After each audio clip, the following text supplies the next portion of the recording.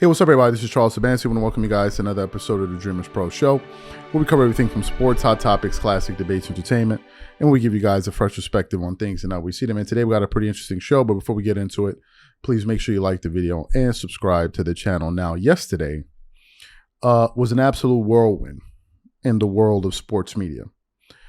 Funny enough, the events of yesterday is something that many of us were already aware of, but I don't believe it was something that we actively kept on our radars in terms of referring to the firings that took place at ESPN. But yesterday, the first news dropped that Jalen Rose had been fired. Jalen Rose and Jeff Van Gundy had been fired, and that sent like a jolt through the entire system. In this case, the system I'm referring to as the sports media news cycle. And then we immediately started to do a live about it to discuss it. In the midst of doing that live, people started typing Max Kellerman, Max Kellerman, Max Kellerman, Max Kellerman. And usually when I'm doing lives, I try to kind of stay on track. If I read too many comments, I'll kind of lose my train of thought. So I looked, I'm like, what's happening with Max Kellerman? What's happening to Max Kellerman? And I was like, did Max Kellerman get fired too?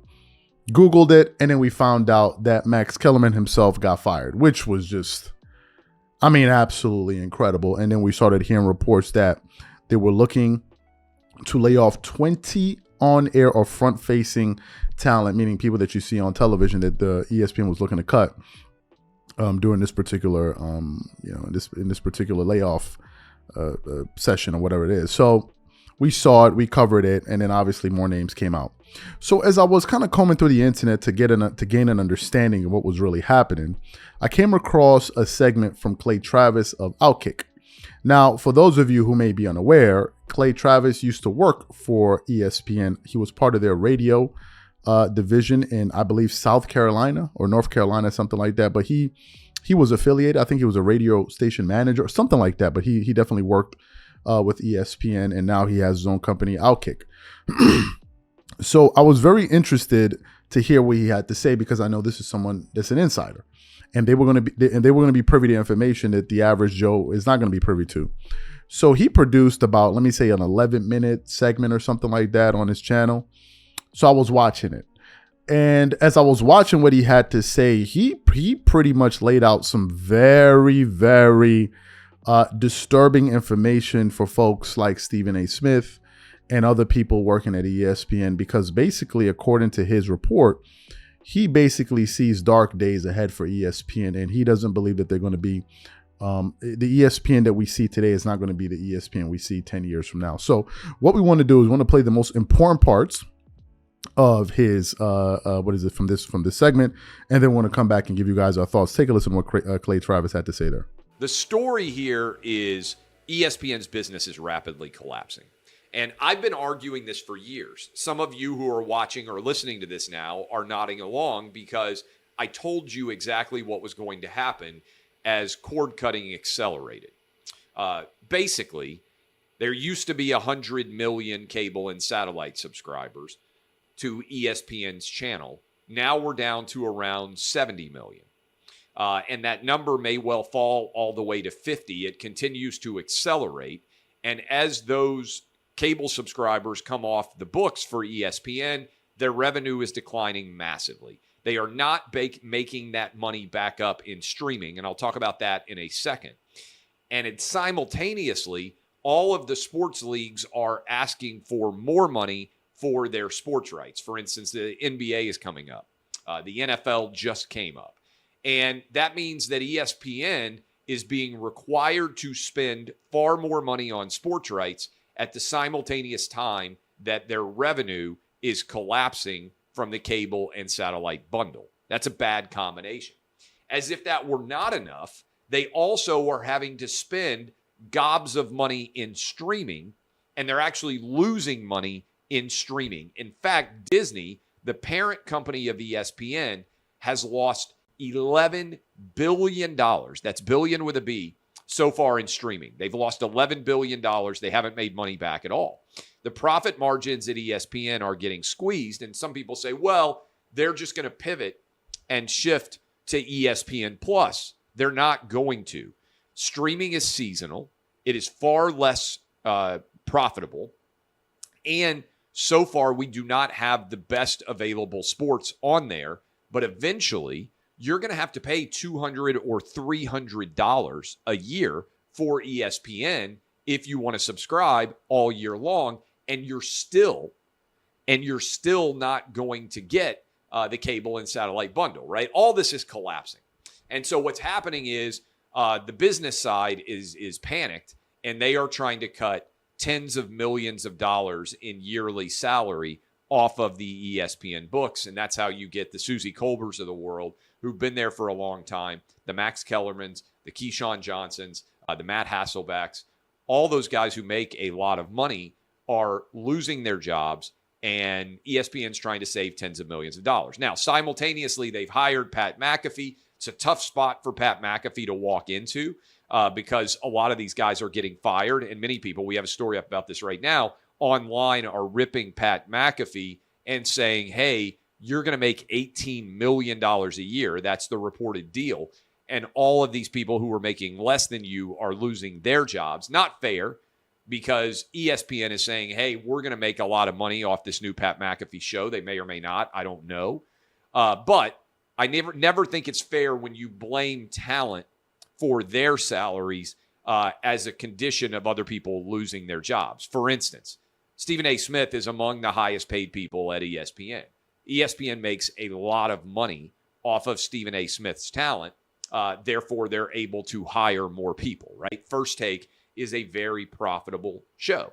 I'll give you an example. I'm at iHeart. iHeart is one of the most lucrative, the Clay and Buck show is one of the most lucrative products in all of iHeart. In fact, they may make more money at iHeart off Clay and Buck than they do off any other show in the entirety of iHeart. I don't know. I don't see the books on everybody. They make a lot of money off us. That means that iHeart can invest and hire many more people as a function of how much money they're able to make off of us. That's not true. ESPN's profit margin is rapidly declining. In the years ahead, they may well move into the red. That is where Disney is losing money off of ESPN, which is why on some level I feel like Disney may spin off ESPN, maybe to a sports gambling company. I don't know where this is headed, but I know that ESPN's business is in severe straits, rapidly declining, is not likely to be successful in the decade ahead. And I told you about a decade ago this was all going to happen. So you heard what Clay Travis had to say there. Now, I have a lot of thoughts. First of all, I like the fact that he covered the business aspect of it. He said, if you guys are paying attention, that ESPN at one point, in terms of their cable subscription package, at one point they had 100 million people subscribed. 100 million people subscribed to the TV cable package. Now, I don't know how much you pay for ESPN package. I'm not sure what that would be, but I'm sure it's at least $15 to $20 a month. I'm sure, probably, I could be wrong, but I think it's something around that, or for sure it's part of your cable package or whatever it is. So it means that ESPN was making a boatload of money, like a boatload, 2 boats loads of money. And then he said that the subscriptions went from 100 million to 70 million. And that is a major, major drop off. Now, why that happened, it could be a plethora of reasons. Politics, it could be change in behavior. People are going to streaming, people are watching. I mean, so many different things could be the reason. But then I also like the fact that he laid out how ESPN is losing money. If you listen carefully, he said the sports leagues are going to be charging more for their rights going into the future.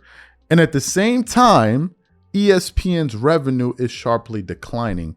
And ultimately, what he said was that, listen, he feels that this trend is going to continue into the future. And he feels that ESPN is probably going to end up losing an additional 20 to 30 million subscriptions over the next 5 years. And I can't even imagine what ESPN is going to look like in the future if they can't afford these TV rights.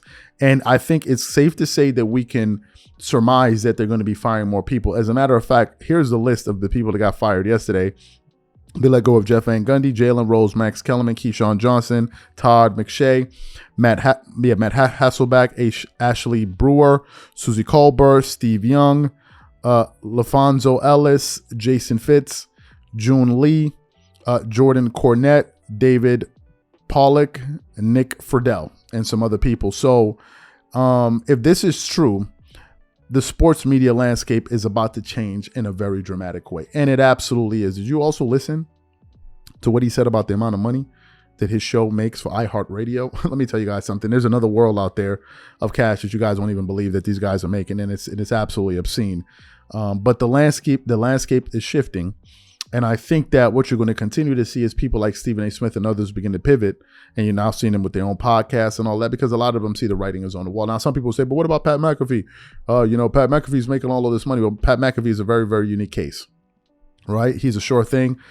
He's most likely going to help them make a lot of money. And how many Pat McAfees are there out there?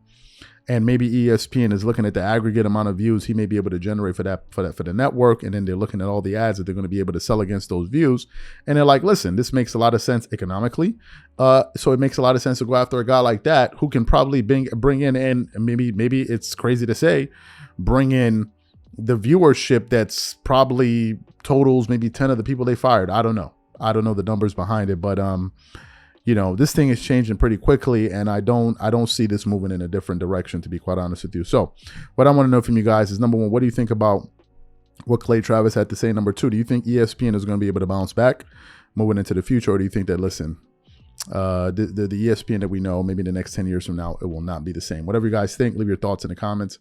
We catch you on the next show.